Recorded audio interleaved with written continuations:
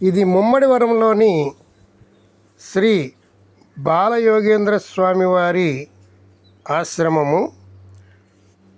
ఇక్కడే పెద బాలయోగి స్వామివారు, చిన్న బాలయోగి స్వామివారు 40 సంవత్సరాలు ఆహారం లేకుండా తపస్సు చేసినటువంటి స్థలము. శివరాత్రి వెళ్ళిన మరునాడు ఒక్కరోజు మాత్రమే సంవత్సరానికి ఒకసారి భక్తులకు దర్శనం ఇచ్చినటువంటి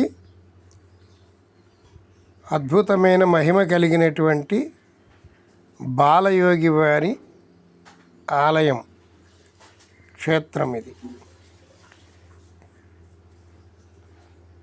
ఇది ముమ్మడివరం అనేటువంటి గ్రామంలో ఉంది.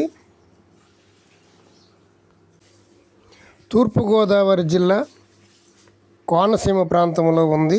రావులపాలెం నుండి సుమారు 40 కిలోమీటర్ల దూరంలో ఈ ముమ్మడివరం అనేటువంటి గ్రామం ఉంటుందండి.